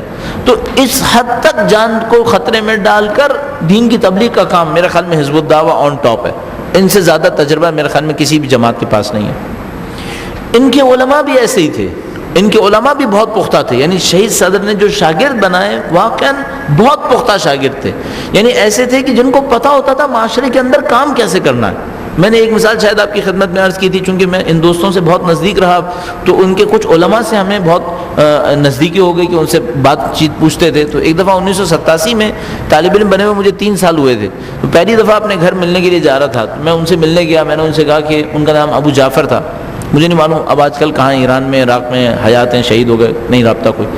تو وہ ان کے پاس میں گیا، میں نے ان سے کہا کہ میں مثال کے طور پر طالب علم بننے کے بعد پہلی دفعہ جا رہا ہوں اپنی سوسائٹی، تو مجھے کیا کرنا چاہیے، وہاں پہ کیا سوچنا چاہیے۔ اب آپ جانتے ہیں 1987 ضیاء-ال-حق کا دور تھا، یہاں پر بھی وہ بات تو نہیں تھی جو صدام کی بات تھی، لیکن بہرحال یہاں پر بھی ٹھیک ٹھاک پریشر تھا۔ شہید اس وقت حیات تھے علامہ عارف حسین حسینی، اور بہرحال موومنٹ آہستہ آہستہ چل رہی تھی اور ٹسل کی طرف جا رہی تھی کہ ہاں یہ کلیش ہونا ہے۔ تو میں نے ان سے پوچھا تو انہوں نے کہا کہ تم آؤ میرے پاس اور ہم اس کے اوپر تفصیل سے بات کرتے ہیں کہ کرنا کیا چاہیے۔ اب میں آپ کو عرض کرنا چاہ رہا ہوں مثلا ان کے شاگرد سوچتے کس طریقے سے تھے، اس کی ایک مثال آپ کی خدمت میں عرض کرنا چاہ رہا ہوں، شاید یہاں سے کچھ اور بات بھی کلیئر ہو پائے گی۔ درود بھیجے گا محمد وعلی محمد صلی اللہ محمد وعلی محمد۔ اچھا، یہ وہ علماء ہیں جن کو بہت تجربہ ہے، مثلا نجف بھرا پڑا تھا علماء سے، وہ جانتے تھے کہ صرف عالم ہونے سے کوئی فرق نہیں پڑے گا، کچھ اور بھی چاہیے، تقویٰ، پرہیزگاری، یہ سب کچھ، وہ ساری بات۔ تو کہنے صاحب ہم پہنچ گئے ان کے سامنے ایک کاپی وغیرہ لے کر، کہنے لگے اب تم یہ پروپوز کرو کہ تم کیا کرنا چاہتے ہو۔ میں نے کہا مجھے نہیں معلوم مجھے کیا کرنا چاہیے، شاید مجھے پہلی دفعہ تو جا کر صرف یہ دیکھنا چاہیے سوسائٹی میں ہو کیا رہا ہے، تاکہ پھر بعد میں سوچوں گا کہ کیا کرنا چاہیے۔ کہنے لگے فرض کرو اگر تم کچھ کرتے تو کیا کرتے۔ میں نے کہا شاید میں کرتا تو کتابیں کچھ لکھنے کی کوشش کرتا، کچھ کتابیں چھاپنے کی کوشش کرتا، جوانوں تک بوڑھوں تک کتابیں پہنچاتے تاکہ وہ پڑھیں۔ کہنے لگے اچھا اسی کے اوپر لے کے چلتے ہیں۔ کہنے لگے فرض کرتے ہیں کہ تم جناب یہ کرنا چاہتے ہو، ابھی تو تمہارے پاس پیسے بھی نہیں ہیں، تمہارے پاس لوگ بھی نہیں ہیں، فرض کرو تمہیں بہت سارے لوگ مل گئے ساتھ دینے کے لیے، بہت سارا پیسہ بھی مل گیا، اور کتابیں تو یہاں پر ایران میں بھی بہت ہیں، عربی میں بھی بہت ہیں، مجھ میں بہت اچھے ٹرانسلیٹر بھی مل گئے، رائٹر بھی مل گئے، اب تم نے ڈھیر ساری کتابیں چھاپ دی۔ اچھا کیا کتابیں چھاپنے کا مطلب ہے کہ لوگ پڑھ بھی لیں گے؟ نہیں، کتنی کتابیں چھپتی رہتی ہیں، کہاں لوگ پڑھتے ہیں۔ اصل پاکستان میں تو عالم یہ ہے کہ 5000 اگر آپ نے کتاب چھاپ دی، 5000 چھاپنے کا مطلب 5 سال تک آپ فارغ ہیں، بکے گی نہیں، پڑی رہے گی۔ اچھا جو لوگ خرید لیں گے وہ کیا کریں گے؟ زیادہ تر اپنی کتاب خانوں میں جا کے رکھ دیں گے، بک شیلفز کے اندر۔ وہ بھی مثلا کلر اور سائز میچ کر کے رکھ دے گا کہ یہ کلر اس کے ساتھ صحیح چل رہی ہے، زیادہ سے زیادہ یہ کرے گا۔ اچھا یہ جو کتابیں لکھ لی جائیں گی یہ پڑھی جائیں گی؟ میں نے کہا بہت کم امید ہے کہ پڑھی جائیں گی۔ اگر ہم مثال کے طور پر میں عرض کروں آپ کی خدمت میں، ایک زمانے میں ایک رسالہ ثقلین نکلا کرتا تھا اسلام آباد سے، اپنی طالب علمی میں نے اس میں بہت لکھا کرتا تھا۔ تو ایک زمانے میں میں نے ان سے پوچھا کہ بھائی آپ لوگ اتنا ماشاءاللہ کام چل رہا ہے، کتنی اس کی تعداد بکتی ہے؟ تو کہنے لگے بھائی جو کل چھپتا ہے وہ 1000 ہے، جو کل جاتا ہے وہ 750 ہے، جو کل بکتا ہے وہ 300-350 ہے۔ میں نے کہا بھائی پڑھتے کتنے لوگ ہیں؟ کہنے لگے ہمارا خیال میں 85 یا 90 لوگ پڑھ لیتے ہوں گے۔ یہ ساری صورتحال۔ میں کہا بھائی لکھنے کا فائدہ کیا ہے؟ 85-90 لوگوں نے ہی پڑھنا ہے بس، اور کچھ نہیں ہے اس میں، یعنی ہاں یہی پاکستان ہے بھائی۔ تو انہوں نے کہا تم کتابیں چھاپ لو گے چھپ جائیں گی، وہ ہو جائے گا سب کچھ، یہ پڑھے گا کوئی؟ میں نے کہا کچھ لوگ تو پڑھ ہی لیں گے۔ کہنے اچھا وہ کچھ لوگ جو پڑھ لیں گے، اچھا اگر وہ علم کے تکبر میں پھنس گئے تو کیا ہوگا؟ مثلا اس نے کتابیں پڑھی، 4 کتابیں پڑھی، اب وہ کہیں بیٹھتا ہے تو لوگ اس کو اہمیت دیتے ہیں، ہاں بھائی اس نے 4 کتابیں پڑھی، اب اس کی تربیت ہوئی نہیں ہے اور وہ کتابیں پڑھ کے لوگوں کو سنا رہا ہے، پھر کیا ہوگا؟ پھر وہی ہوگا جو ہمارے یہاں منظر ہم نے بہت دیکھ لیے یہاں پر ہوتے رہتے ہیں۔ کہنے کہ پھر بتاؤ یہ تمہارا جو حل ہے یہ آگے جا کے شاید کہیں فائدہ دے، ابتدا کے لیے کیا یہ اچھا حل ہے؟ تو ہم نے دیکھا نہیں ہے، اسٹارٹنگ کے لیے کوئی اچھا حل نہیں ہے، آگے جا کے شاید فائدہ ہو جائے، آگے جا کے کتابیں چھپیں گی، کسی اور چیز کے ساتھ مل کر حل ہے، خود حل نہیں ہے۔ ہم نے اعتراف کیا۔ کہنے کہ اچھا اور کیا کرو گے؟ میں نے کہا پھر اور ایسا کرتے ہیں، مسجدیں بناتے ہیں، امام بارگاہ بناتے ہیں، مسجدوں میں لوگ آئیں گے نمازیں پڑھیں گے، پھر اس کے بعد ان کو کتابیں بھی ہم دے دیں گے، امام بارگاہوں میں آئیں گے مجالس ہوں گی ادھر بھی کتابیں دے دیں گے۔ کہیں گے اچھا چلو ٹھیک ہے، مسجد بن گئی، امام بارگاہ بن گئی، مثلا تم لوگوں کے ہاں اچھا یہ مشکل بہت کم پاکستان سے باہر کے علماء کو پتہ ہوتی ہے، جو ہمیں ایک جھیلنی پڑتی ہے، وہ ٹرسٹ کا معاملہ، جو ہمارے یہاں ٹرسٹ کی جنگ ہوتی ہیں، یہ سب، یہ آج کل تو پھر تھوڑا سا معاملہ اللہ کا شکر ہے کچھ بہتری کی طرف جا رہا ہے، ایک زمانے میں معاملہ بہت ہی خراب ہو گیا تھا۔ اچھا بہت کم علماء کو پتہ ہوتا تھا کہ ہمارے ساتھ یہ مصیبت ہے، پاکستان سے باہر کے علماء کو نہیں پتہ ہوتا تھا، ہم لوگ بہت دیکھتے تھے کسی کو پتہ نہیں ہوتا تھا، شہید صدر کے جتنے شاگردوں کو ملتے تھے ان کو اچھی طرح پتہ ہوتا تھا کہ ہماری مصیبت کیا چل رہی ہے۔ مثلا شہید صدر کے جو بعد میں آنے والے علماء میں تھے آیت اللہ مہدی آصفی نام کر کے، ایک دفعہ ملنے گئے چند علماء کا گروپ مل کر، سب سے پہلے انہوں نے اس مشکل کو پوائنٹ آؤٹ کیا، انہوں نے کہا ہمیں معلوم ہے تم لوگ پھنس گئے ہو، کس چیز میں پھنس گئے؟ کہنے تم لوگ ٹرسٹیوں کے ہاتھوں پھنس گئے ہو، تم لوگوں کی زندگی اجیرن ہو گئی ہے۔ ہم نے دیکھا پہلی دفعہ غیر پاکستانی عالم ہے جس کو یہ پتہ چلا ہے کہ اصل میں ہمارے ساتھ مصیبت کیا چل رہی ہے، البتہ اس زمانے مصیبت زیادہ تھی۔ تو کہنے لگے صاحب تم مسجد بناؤ گے، امام بارگاہ بناؤ گے، اس کے کوئی ٹرسٹی ہوں گے، پھر تم لوگ کارنر میں چلے جاؤ گے، وہ لوگ تمہارے سر پہ ہوں گے، اور اگر تم نے زیادہ چک چک کی تو تمہیں باہر نکال کے کھڑا کر دیں گے، ہر مہینے کے لیے تم ان کے محتاج ہوگے۔ یہی ہو رہا ہے نا وہ تو یہی رہا ہے، کیا کریں اب؟ کہنے لگے پھر بتاؤ یہ حل ہے کیا؟ شاید کسی وقت میں مسجد اور امام بارگاہ بنانا تمہاری مشکل میں مدد دے گا، لیکن کیا ابتداً یہی حل ہے؟ اگر یہی حل ہوتا تو پہلے سے جو امام بارگاہ مسجدیں بنی ہوئی ہیں ان سے حل کیوں نہیں ہوا؟ پھر کیا پاکستان میں کم ہے؟ ہم نے اعتراف کیا نہیں اتنی کم بھی نہیں ہے، تو کہنے جہاں پر ہے وہاں حل ہو گئی مشکل، دیکھا نہیں مشکل حل نہیں۔ ہم نے کوئی، مجھے یاد آتا ہے 11 یا 12 حل میں نے وہاں پر بیان کیے، کیونکہ مجھے بار بار وہ پھنسا دیتے تھے، کہتے تھے یہ حل ہے، میں کہتا تھا ہاں، میں کہتا تھا یہ حل ہے، وہ کہتے تھے ثابت کرتے تھے کہ نہیں ہے، پھر میں دوسرا لے کے آتا تھا۔ اب میں ایک جگہ میں نے کہا بس بھائی سمجھ میں نہیں آ رہا اور کیا حل ہوگا، کہنے اور سوچو اور سوچو، تو 11-12 حل میں نے بتائے کہ یہ کر لیں یہ کر لیں یہ کر لیں، وہ سب کو انہوں نے فلاپ کر دیا۔ میں نے کہا بھائی اب ختم ہو گیا معاملہ، اب آپ یہ بتائیں کہ کرنا کیا ہے، چھان چھوڑیں کیا؟ میں بولوں آپ رد کر رہے ہیں، بار بار رد کیے چلے جا رہے ہیں۔ کہہ لیں گے دیکھو کرنے کا جو کام ہے وہ تزکیہ نفس ہے، پہلا کام یہاں سے شروع کرو۔ پہلی چیز جو تمہاری پبلک کو چاہیے وہ یہ اپنے نفس کے تزکیے پہ اہمیت دیں۔ جب یہ اہمیت دیں گے تب کتاب فائدہ دے گی، علم دے گی۔ جب یہ اہمیت دیں گے تب مسجد فائدہ دے گی، عبادت دے گی۔ جب یہ اہمیت دیں گے، مثال کے طور پر بیچ میں میں نے ایک تنظیم بھی رکھا تھا کہ ہم تنظیم سازی کریں، جو پہلے تنظیمیں وہ بگڑ گئی ہیں مثلا ان کو صحیح کریں۔ کہنے اچھا کہنے گے پھر تنظیم بناؤ گے تو کیا ہوگا؟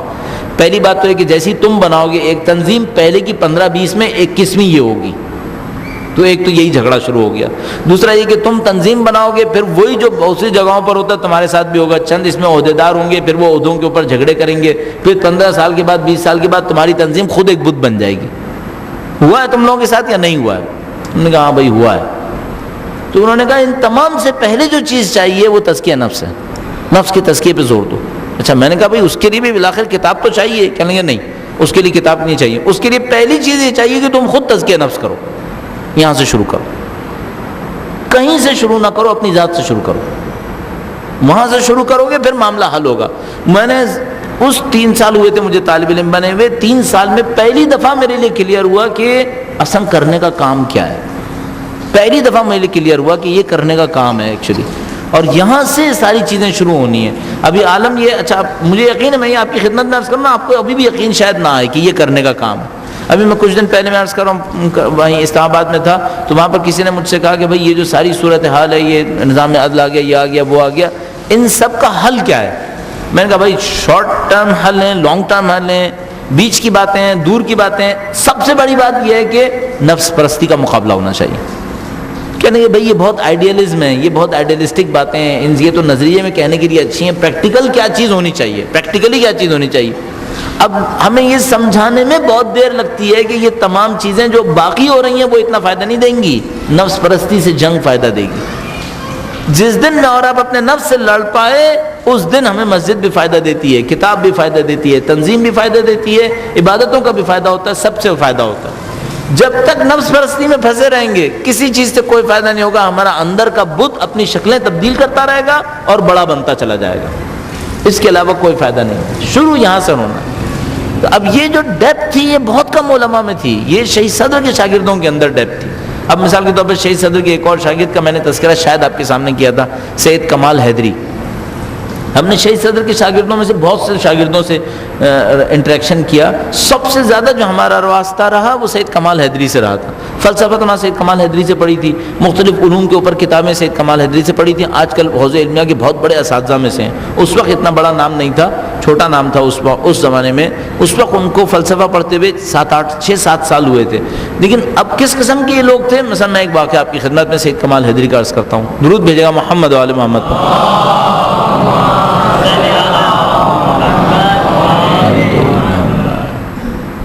یہ جو باتیں میں آپ کی خدمت میں عرض کر رہا ہوں, اس سے آپ کو اور مجھے یہ سمجھ میں آنا چاہیے کہ ہم شہید صدر کی رائے پر عمل کیسے کریں گے, ان کی فکر پہ عمل کیسے کریں گے. یہ تو ہم سب دیکھتے ہیں نا, حزب اللہ بن گئی, کامیابی ہو گئی. یہ کوئی نہیں پوچھتا یہ حزب اللہ بنی کیسے ہے, کامیابی ہوئی کیسے ہے.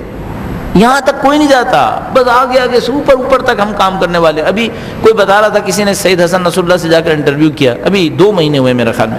تو جناب انٹرویو کیا نہیں, ملے جا کر ملاقات کی 2-3 گھنٹے کی کسی نے. تو وہ اس نے کہیں بتایا دوسرے لوگوں کو, تو ہمیں بھی سننے کو ملا. تو پتہ چلا کہ صاحب سید حسن نصر اللہ سے پوچھا کہ یہ بتائیے جو 33 دن کی جنگ ہوئی, پبلک تو شہید ہوئی, آپ کے جوان کتنے شہید ہوئے؟ حزب اللہ کے جوان. پبلک تو بہت شہید ہوئی, مثلا عورتیں, بچے اور عام لوگ بھی, عام جوان بھی. حزب اللہ کے جوان کتنے شہید ہوئے؟ کہنے لگے 243.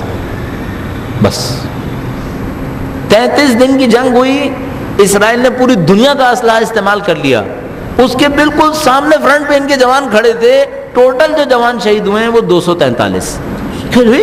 صرف 243. اتنی بڑی جنگ ہو گئی 33 دن کی اسرائیل کے ساتھ, صرف 243. کہنے لگے ہاں بس ہمارے 243 جوان شہید ہوئے. بس یہ کیسے ہو سکتا ہے؟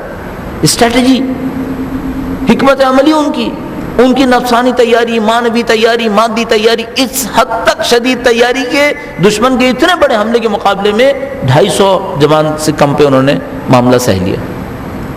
اور اس وقت عالم یہ ہے کہ جہاں پر اسرائیل کی فوج کھڑی ہے اس کے سامنے والے گاؤں کے اندر اس وقت بھی آبادی بالکل نارمل لائف گزار رہی ہے. ذرا نشانی نہیں ہے ان کے اوپر کہ ہم ان سے ڈرے میں, یا یہ مثلا انہوں نے ابھی جنگ کی تھی بعد میں بھی جنگ کریں گے. اصلا کوئی تصور ہی نہیں ہے. ابھی کوئی پتہ نہیں کس ملک سے اٹھ کر وہاں پر گیا تو اس نے رپورٹ کیا کہ وہ جو جہاں پر بالکل بارڈر کے ساتھ لگا ہوا گاؤں ہے, شیعہ گاؤں ہے, بنت جبیل نام کر کے, کہنے لگا وہاں پر لوگ ریسٹورانٹ بنا رہے ہیں. وہاں پر ایک فیملی ریسٹورانٹ بن رہا تھا. کچھ کہنے لگا, ہم نے پوچھا کہ بھائی تم لوگ فرنٹ کے اوپر بیٹھے ہوئے, تمہیں خطرہ نہیں کہ ایک جنگ ہونے والی ہے یہاں پر, ابھی تو نپٹی ہے. کہنے لگا نہیں ہمیں کوئی پرواہ نہیں, ہم فیملی ریسٹورانٹ بنائیں گے یہاں پر. اصلا کوئی پرواہ ہی نہیں. اتنی تیاری کہ اسرائیل 33 دن تک اس گاؤں کو کراس نہیں کر سکا جو اس کی بالکل بارڈر کے ساتھ لگا ہوا تھا. تو اس نے بتایا تھا کہ ہم جب اس گاؤں میں کھڑے تھے تو اسرائیلی فوجی ٹہلتے ہوئے نظر آ رہے تھے, اتنا ملا ہوا گاؤں ہے. 33 دن تک اسرائیل اس گاؤں کو کراس نہیں کر سکا. اس حد تک تیاری. ہم نام لیتے ہیں کہ یہ ہے وہ ہے, یہ کوئی نہیں پوچھتا پیچھے کیا ہوا ہے. ان کا معنوی نظام کیا ہے، ان کی تربیت کس قسم کی ہے، کن کن چیزوں کی پریکٹس کرواتے ہیں. مثال کے طور پر روزانہ کون کون سی دعائیں پڑھوا رہے ہیں، روزانہ کون کون سی ایکسرسائزز کروا رہے ہیں، روزانہ کس کس طریقے سے علم حاصل کرتے ہیں، یہ کوئی نہیں دیکھتا. بس یہ دیکھتے ہیں کہ کامیابی ہوئی ہے، تو کامیابی ایک دن میں تھوڑی ہوتی ہے. اسی طرح وہ حزب اللہ کا معاملہ، اسی طرح مثلا سید کمال حیدری کا معاملہ، شاگرد شہید صدر کے، اور ماشاءاللہ بہت کم وقت میں انہوں نے بہت آگے تک ترقی کی. تو ہم لوگ ان سے خیال میں 2 سال شاید روزانہ ان سے لیکچر لیتے تھے. تو وہ ایک دن ایسے ہی بیٹھے ہوئے تھے، بات چیت ہوتی تھی ان سے، تو جناب علی بات چیت ہوئی تو یہ تذکرہ آیا کہ آپ کو صرف 6 سال ہوئے فلسفہ پڑھتے ہوئے، اتنی بڑی جگہ تک آ گئے، صرف 6 سال. فلسفے کے لیے 6 سال بہت کم ہے. بالکل ایسے ہی کوئی کہے کہ مثلا نوبل پرائز لینے کے لیے کتنے سال پڑھنا پڑتا ہے، تو 5-6 سال کی تو کوئی حیثیت ہی نہیں ہے. 50 سال آپ لگے رہیں تب کہیں جا کے نوبل پرائز ملے گا دنیا کا، مثال کے طور پر. تو ان سے پوچھا بھائی فلسفہ پڑھتے ہوئے 6 سال ہوئے بس؟ کہنے کہ ہاں بس 6 سال ہوئے. 6 سال میں تو طالب علم بھی نہیں یہاں تک پہنچتا جہاں آپ پہنچے ہوئے. یعنی ایک طالب علم وہ کتابیں نہیں پڑھ پاتا جو آپ پڑھا رہے ہیں. تو کہنے گے کہ ہاں ہمارے ساتھ ایک واقعہ ہوا، اس نے ہمیں اچانک ترقی دے دی. اب واقعہ یہ تھا، کہنے کہ میں مشہد گیا زیارت کے لیے، شاید میں نے پہلے سنایا تھا آپ کی خدمت میں. کہنے کہ میں مشہد زیارت کے لیے گیا تو وہاں پر حرم کی صفائی دھلائی کا وقت آیا، تو انہوں نے کہا کہ زائرین نکل جائیں. انہوں نے ان سے کہا کہ بھائی ہم سید ہیں، کربلا کے رہنے والے ہیں، ہمارا احترام کرو اور ہمیں جو ہے وہ اکیلے میں زیارت کرنے دو. کہا نہیں ایسے نہیں، ابھی کسی کا ایسی اجازت نہیں دیتے ہم. اگر آپ کو کرنا ہے تو آپ چھپیں، اگر امام نے چاہا تو آپ چھپ جائیں گے، پھر ہم آپ کو اجازت دے دیں گے، لیکن جب تک ہم نکال رہے ہیں آپ کو چھپنا پڑے گا. اگر آپ چھپنے میں کامیاب ہو گئے تو اس بات کی نشانی ہے کہ امام چاہتے ہیں کہ آپ رک جائیں. کہنے کہ لو اس نے ہمیں اور چیلنج میں ڈال دیا کہ اب ہم یہ بھی ثابت کریں کہ ہم امام چاہ رہے ہیں.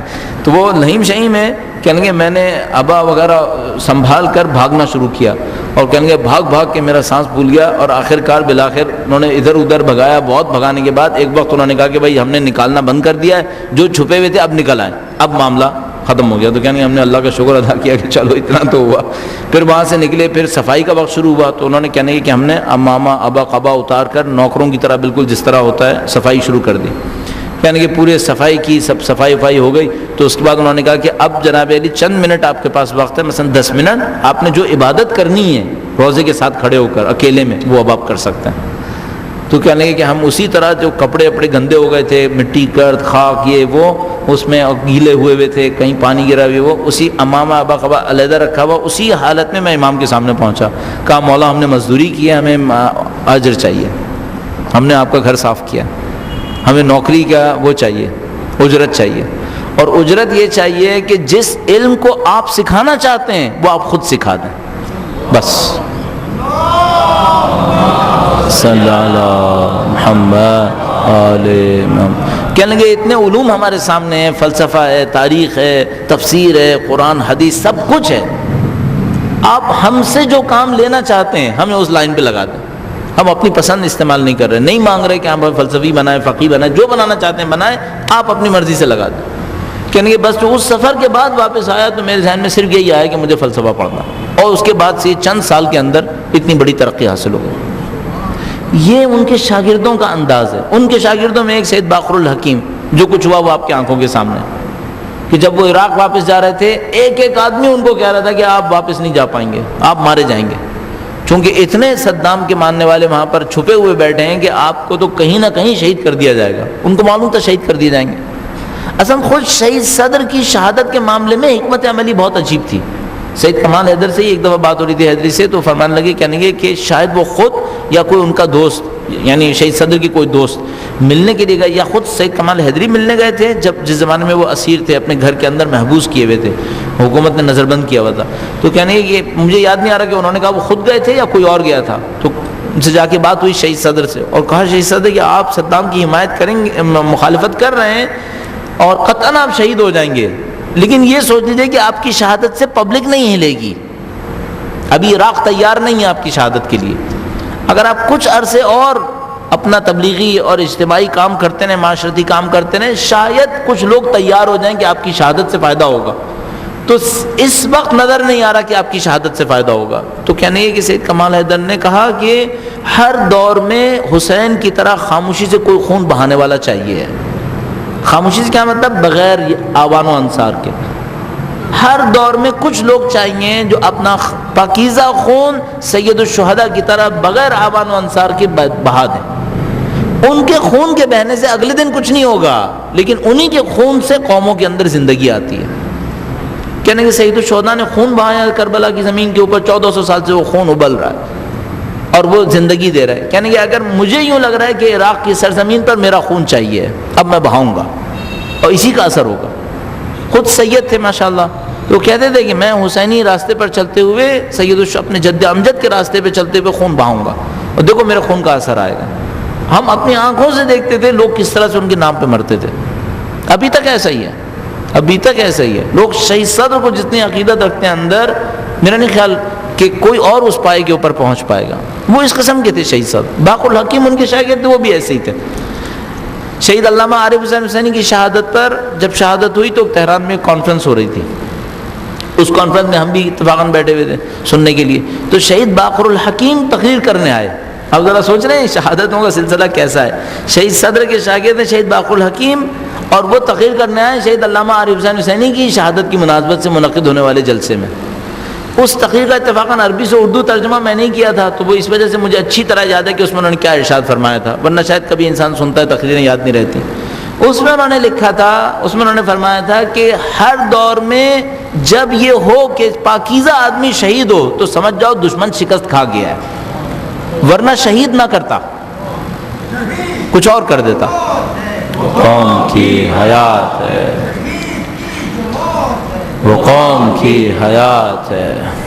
تو انہوں نے فرمایا کہ یہ جو انہوں نے شہید کیا شہید صدر کو، اس بات کی نشانی تھی کہ وہ عراق میں شکست کھا گئے تھے۔ پھر انہوں نے کہا کہ یہ جو انہوں نے علامہ عارف حسین حسینی کو پاکستان میں شہید کیا ہے، یہ اس بات کی نشانی ہے کہ وہ یہاں پہ شکست کھا گئے تھے علامہ کے ہاتھوں۔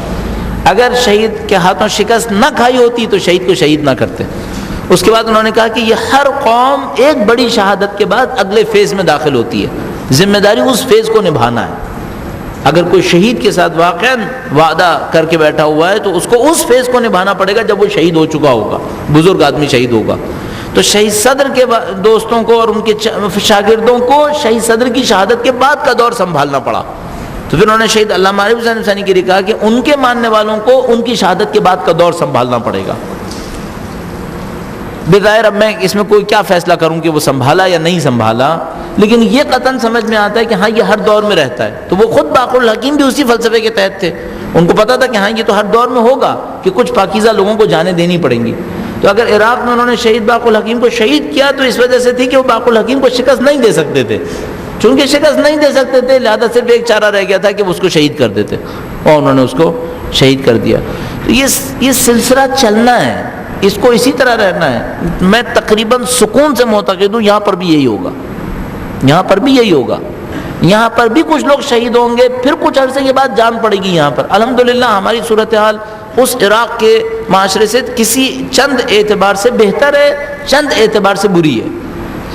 ایک اعتبار جس میں بری ہے وہ یہ ہے، بہتر اس اعتبار سے ہے کہ تھوڑی بہت لہر ہے یہاں پر۔ اس وقت کے عراقی معاشرے میں کوئی لہر نہیں تھی، نہ خواص میں نہ عوام کے اندر۔ یہاں پر تھوڑی بہت لہر پائی جاتی ہے عوام کے اندر۔ جو برائی ہے ہمارے ساتھ وہ یہ کہ عراقی معاشرے میں علم دین سکھانے کے ادارے 1000 سال سے کام کر رہے تھے، ہمارے یہاں نہیں ہے۔ جو ہمارے ہاں کی سب سے بڑی مشکل ہے وہ یہ مشکل ہے۔ یقین فرمائیے ہماری مشکل پیسہ نہیں ہے، ہماری مشکل پبلک کے اندر موبلائز کرنا نہیں۔ پبلک کو موبلائز کرنا یہاں پر آسان ہے، یہاں پبلک کو جمع کرنا مشکل کام نہیں ہے، یہاں پبلک جان بھی دے گی، لیکن مشکل یہ ہے کہ اس پبلک کے پاس ادارے نہیں ہیں اور ان کو اداروں سے متنفر کر دیا گیا ہے، ان کو علماء سے متنفر کر دیا گیا ہے، ان کو مدرسوں سے متنفر کر دیا گیا ہے۔ تو دشمن کو پتا تھا کہ ضرب کہاں لگانی ہے، کمی کہاں ہے، ضرب وہیں لگائی انہوں نے۔ ان کو پتا تھا کہ ان کے پاس علماء کی کمی ہے اور علم دین کے اداروں کی کمی ہے، انہوں نے انہی سے متنفر کر دیا تاکہ بنے بھی نہیں، تو کبھی کمی پوری نہ ہو۔ اب جو ہم لوگوں کو کرنا پڑے گا، جتنا بھی ٹائم ہمارے پاس ہے، مجھے یاد ہے جب اس کا دور تھا، مشرف کا دور تھا 2004 میں، پاک محرم ہال میں عشرہ ہم نے پڑھا تھا 3 یا 4 میں، تو ہم نے عرض کیا تھا کہ ہمارے پاس 4 سے 5 سال وقت ہوگا جس میں ہم ادارے بنا گئے تو بنا گئے، ورنہ ہم لوگوں کے پاس وقت نہیں رہے گا۔ مجھے یوں لگ رہا ہے کہ ہم اینڈ پر آ گئے، مجھے یوں لگ رہا ہے کہ جو ہمارے پاس وقت تھا وہ اب اپنے اختتام کے اوپر آ رہا ہے۔ تو وہ جو فری ٹائم ہمیں ملا تھا 4 5 سال 6 سال، مجھے یوں لگ رہا ہے کہ اب ہم بہت تیزی سے اس ٹائم کے اینڈ پر ہیں۔ تو جو کچھ کرنا ہے فوراً کر ڈالیں، اب اگر وقت رہ گیا ہو، اب اگر وقت رہ گیا۔ کیونکہ میرا اپنے یہ خیال ہے ذاتی طور پر جو مجھے سمجھ میں آ رہا ہے، البتہ میری سمجھنے کی کوئی دلیل نہیں ہے، کبھی غلط بھی نکلتا ہے ظاہر ہے، وہ یہ کہ شاید اب ہمارے پاس مشکل سے سال 1.5 سال وقت ہوگا، جس کے بعد پھر کسی کے پاس کوئی وقت نہیں ہوگا۔ یہ سال 1.5 سال بھی میں اپنے آپ کو تھوڑا سا روک کر کہہ رہا ہوں، مجھے نظر اس سے بہت برا آ رہا ہے۔ جو مجھے نظر آ رہا ہے وہ یہ کہ شاید ہم چند مہینوں کے اندر کسی بڑی مشکل میں پھنس جائیں گے، پاکستانی ہونے کے ناطے، شیعہ ہونے کے ناطے، اور یہ سب چیزیں۔ تو بہرحال وہ 4-5 سال کا وقت کیسا گزرا وہ تو خدا جانتا ہے، بعد میں ہمارے بارے میں قضاوت ہوگی کہ ہم لوگوں نے کیسا گزارا، لیکن یہ نظر آتا ہے کہ کچھ فائدے بہرحال ہوئے ہیں، لیکن ہماری ضرورت اس سے کہیں زیادہ ہے جو ہونا چاہیے تھا۔ اب بھی اگر ہمارے پاس کوئی وقت ہے تو اپنے اداروں کو مضبوط کریں، اپنے علمی اداروں کو، یہی مدارس علمیہ کو، ان کے اندر علمی کام ہونا ضروری ہے، ان کے اندر تقویٰ اور پرہیزگاری ہونا ضروری ہے۔ تو جتنا ہم ان کو مضبوط کر گئے اگلی نسل کو سیو کر گئے۔ اگر ان کو مضبوط نہیں کیا تو یہ سب پبلک کے اندر موبلائزیشن رزلٹ نہیں دے گی۔ پبلک کا موبلائز ہونا جھاگ کی طرح ہوتا ہے۔ آج آپ روزہ قدس کی ریلی منائیے، دیکھیے ماشاءاللہ کتنے لوگ آ جاتے ہیں۔ غزہ کی ریلی میں کتنے لوگ آئے، تاریخ ساز تھی غزہ کی ریلی، اتنے لوگ کہاں آتے ہیں پاکستان کے اندر؟ غزہ کی ریلی میں بہت لوگ تھے، لیکن یہ موبلائزیشن کب فائدہ دیتی ہے؟ جب ادارے بنے ہوئے ہوں۔ ادارے اس تحریک کو اٹھا کر علمی سطح کے اوپر لے کر آتے ہیں، پبلک کو مستقل پیمانے پر کسی راستے پہ گامزن کرتے ہیں۔ ورنہ ریلیز ہوتی ہیں جو بہت ضروری ہیں، لیکن ان کے بعد میں فالو اپ نہیں ہو سکتا اگر ادارے نہ ہوں۔ تو جو چیز ہمیں بالکل واضح طور پر چاہیے وہ علمی ادارے، ہمارے علمی ادارے مضبوط ہوں، اتنے مضبوط ہوں کہ شہداء کی لائن اس کو خراب نہ کرے۔ یعنی ایسا نہ ہو کہ ایک آدمی شہید ہوا تو اب آگے پتہ نہیں پیچھے کیا ہوگا، یہ نہیں ہونا چاہیے۔ آپ کے پاس اتنے لوگ ہوں کہ ٹھیک ہے شہادت میں تو ہونی ہے، اس میں تو فخر ہے ہمیں، اس میں ہمیں کون سا خوف ہے، یا ہمیں گھبرانے کی ضرورت نہیں ہے۔ لہٰذا میں ہرگز نہیں گھبراتا اگر مثال کے طور پر مجھے پتہ چلتا ہے کہ فلاں آدمی شہید ہو گیا، یہ تو ہونا ہے۔ کون سا ہم لوگ کا جانوں کے ٹھکانے لے کر آئے تھے کہ ہمیں قیامت تک زندہ رہنا ہے کیا؟ تو یہ تو طے شدہ بات ہے کہ شہید ہونا ہے، یہ تو فخر کی بات ہے۔ مشکل ساری یہ ہے کہ ہم شہادتوں کے بوجھ کو نہ سنبھال سکیں۔ اب ڈیرہ اسماعیل خان کے اندر 450 لوگ شہید ہو گئے 2 سال کے اندر، ہم بوجھ نہیں سنبھال پا رہے۔ یہ اس وجہ سے کہ ہم نے کام نہیں کیا ہوا۔ اگر ہمارے ادارے بنے ہوئے ہوتے، اگر ہمارے پاس نظم و ضبط ہوتا تو ہم ان 450 شہادتوں کا ثمر حاصل کر لیتے اپنی نسل کے اندر ہی اسی موقع پر۔ یا مثلا کوئٹہ کے اندر اتنی شہادتیں ہوئیں اور ہم اس کے کوئٹہ کے اندر اس معاشرے کے اندر اس کے اثرات نہیں دیکھ پا رہے، اس کی وجہ ہے کہ ادارے مضبوط نہیں تھے۔ اس خاطر ان تمام قربانیوں کو نتیجے تک پہنچانے کے لیے ہمیں ادارے چاہیے ہوتے ہیں۔ عراق کے اندر جو خوبی تھی اس کے پاس ادارے تھے، اس وقت خاموش تھے، نہایت کہ ان اداروں میں جان پڑنے کی ضرورت تھی۔ شہید صدر نے اپنے خون کے ذریعے سے ان میں جان ڈال دی۔ ایران کے اندر ادارے بنے ہوئے تھے، امام خمینی تشریف لائے، انہوں نے ان اداروں کے ذریعے سے اپنے کام کو پھیلانا شروع کر دیا، پورے ایران کے اندر پھیلا دیا۔ ہمارے ساتھ جو مشکل ہے، لبنان کے اندر بھی میں عرض کروں ادارے بنے ہوئے تھے، مثلا بعلبک وغیرہ کے اندر، جبل عامل کے اندر قدیم زمانے سے دینی ادارے بنے ہوئے تھے، دینی مدرسے بنے ہوئے تھے، نہ اس تعداد میں جو عراق اور ایران میں تھے، لیکن بہرحال تھے۔ اس اعتبار سے بحرین بہت اچھی جگہ ہے، اس اعتبار سے بحرین بہت اچھی جگہ ہے، آبادی بھی ہے، ادارے بھی ہیں، موبلائزیشن بھی ہو رہی ہے، اس بحرین کا مستقبل بہت اچھا ہے اس اعتبار سے۔ لیکن ہم لوگوں کے ساتھ جو مشکل ہے وہ یہ کہ ہمارے پاس اداروں کی کمی ہے، ہمارے پاس افراد کی کمی ہے، ہمارے پاس تحرک کی کمی نہیں ہے۔ ہمیں اس کمی کو کسی طریقے سے پورا کرنا ہوگا انشاءاللہ۔ اگلے سیشن میں انشاءاللہ سعید صدر نے جو اقتصادنا کے حوالے سے کیا اس کے اوپر آرائز پیش کریں گے اور جو اس کے اثرات مرتب ہوئے۔ پروردگار سے دعا کرتے ہیں، پروردگار تجھے واسطہ محمد و آل محمد کا اس قلیل کو ہم سے قبول فرما۔ اے پاک پروردگار تجھے واسطہ محمد و آل محمد کا اس شہید کا مقام بلند ہے، ان کے مقام میں اور بلندی اور عظمت نصیب فرما۔ اے پاک پروردگار اس شہید کو شہدائے کربلا کے ہمراہ محشور فرما، ان کو اپنے جد امجد کے ہمراہ محشور فرما۔ اے پاک پروردگار تجھے واسطہ محمد و آل محمد کا ان کے راستے پر چلتے ہوئے جن لوگوں نے شہادتیں دیں، جنہوں نے قربانیاں دیں، اسلام کی تحریک جو اس وقت پوری دنیا کے اندر نافذ ہے، پاک پروردگار ان تمام شہداء کی شہادتوں کو قبول فرما، ہمیں اپنی ذمہ داریوں کو سمجھنے کی توفیق نصیب فرما۔ اے پاک پروردگار ان شہادتوں کے نتیجے میں جو پسماندگان ہیں، بالاخص ڈیرہ اسماعیل خان کے لوگ، ڈیرہ غازی خان اور چکوال اور پارا چنار، ہنگو، کوئٹہ، مختلف مقامات پر، اے پاک پروردگار ان کے پسماندگان کو صبر جمیل نصیب فرما، ان کے بچوں کو اخلاقی اور معنوی تربیت حاصل کرنے کی توفیق نصیب فرما۔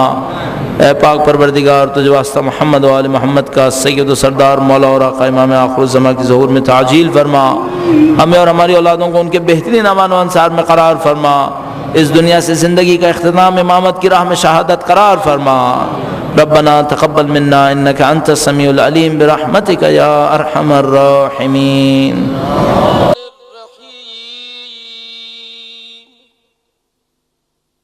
اللهم كن لوليك الحجة ابن الحسن